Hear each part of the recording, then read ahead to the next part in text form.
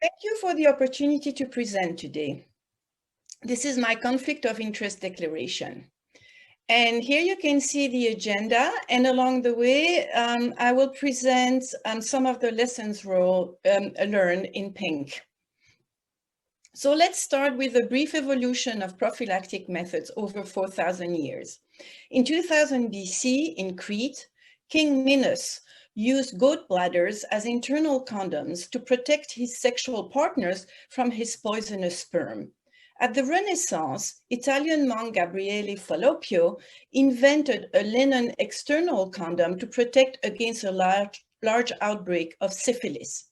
Now, fast forwarding to the 21st century, we have now a few more approved products and over a dozen PrEP options in development. So what we have learned is that it takes time to optimize products, from goat bladder to femidom, from linen socks to flavored condoms, and from leaky gels to injectables and more. Here is the expanding toolbox of current PrEP options. You can see on the left, for example, a picture of the one-year implant, and all the way to the right, inserts, gel, and lube, some of which are designed to be on demand. Currently, the daily Truvada pill is the only approved method for women, but under regulatory consideration is the bi-monthly cabotegravir injection and the monthly dapivirine ring.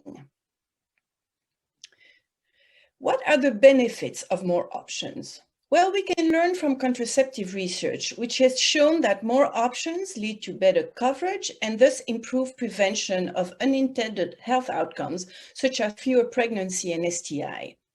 What about for PrEP? Well, we don't have multiple approved PrEP options currently, but we can get insights from prevention studies such as the TRIO study. This was a crossover and choice study with young African women who used 3 placebo products: injection, ring, and tablets. The acceptability ratings were highest for the injection, next the ring, and then the tablet when we asked women their opinion. And then when we asked them to choose and use the product for another 2 months, almost 2/3 of the women chose the injection. At study exit, when we asked what product they were disinterested in using in the future, the sample almost perfectly segmented between those not interested in the tablets and those not interested in the ring, suggesting that these methods would be quite complementary to each other if they are rolled out. And so providing multiple options, even if they are imperfect, should increase prevention coverage for PrEP as well. Now, in the acceptability framework that we use in TRIO, the user is at the center, and we recognize that she has autonomy to exercise her preference and choose between options, or choose nothing if alternatives to what is available are not suitable to her. So let's briefly talk now about the anatomy of a prevention product. Every biomedical technology is actually a biobehavioral intervention.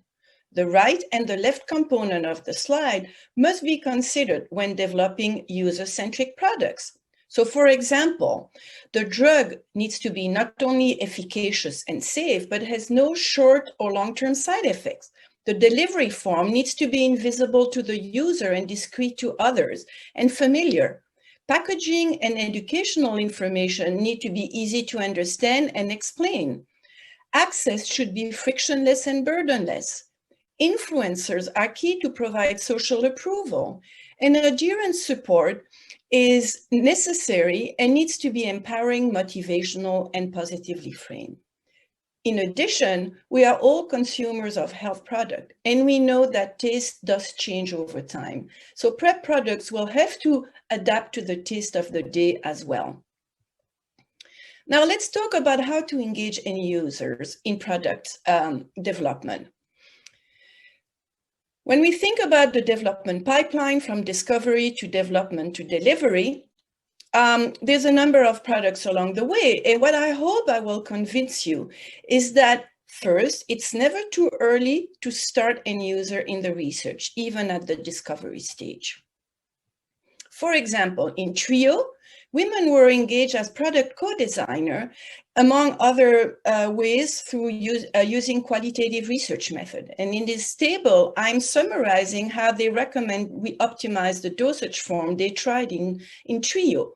This includes using a monthly pill, and Merck is currently developing the islatravir monthly pill, longer duration and less painful formulation for the injection, including the opportunity to have a sponge or a microneedle patch that would be pain-free, and longer acting device like implants and IUD that cannot be felt during sex as opposed to the ring. Researchers have also used contraceptives as proxy products to assess preference and choice. In You Choose, our colleague Dr. Gill and team assessed contraceptive preference in adolescents in Cape Town with very similar findings to those from TRIO. Importantly, the preference aligned with contraceptive adherence level, as you can see on the bar graph to the right, with higher adherence to the injection and lowest adherence to the contraceptive pill. Now, in MTN 034 or REACH, it's another crossover trial of the dapivirine ring and oral PrEP in adolescent girls and young women in sub-Saharan Africa. And my colleague, Dr. Nair, presented exciting interim findings from REACH earlier today. I encourage you to go and watch her presentation. To support participants' use of the product, autonomy in decision, and informed choice, at every site, we provided a menu of adherence support option, non-judgmental drug level feedback, and numerous participant engagement activities, as well as youth-friendly staff and clinic environments. This slide summarizes a number of adolescent prevention trials, and compared to these, adherence, as measured by drug level at 6 months, was far better in REACH. Actually, greater than 95% of adolescents in REACH were engaged in product use at 6 months.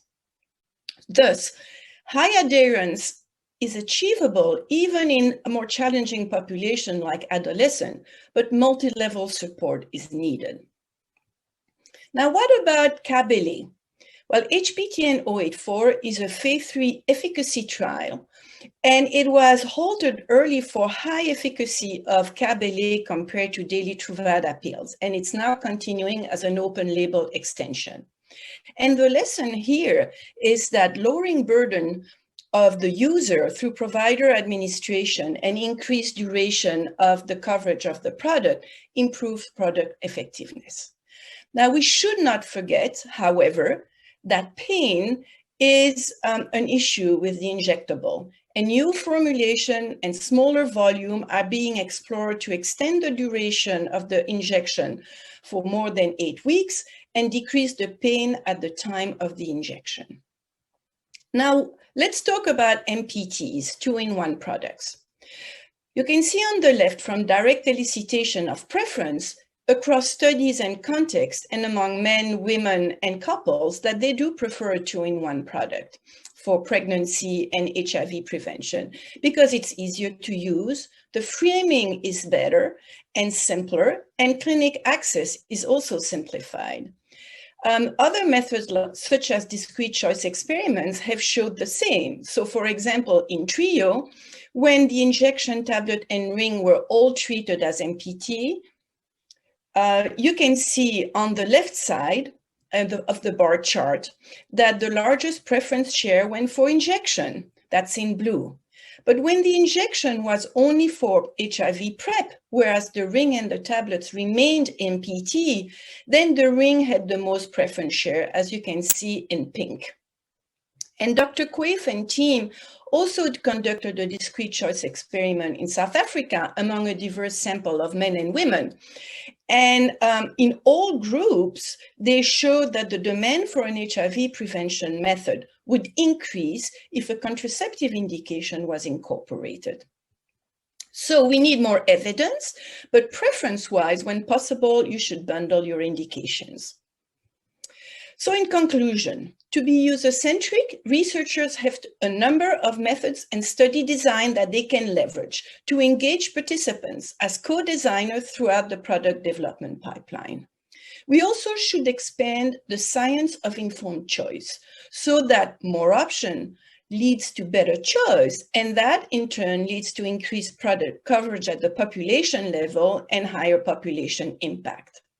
Finally, let's not forget that beyond individuals, the social and structural context are key for adoption and use of PrEP methods. This is my acknowledgement slide, and I am happy to answer any questions. Thank you.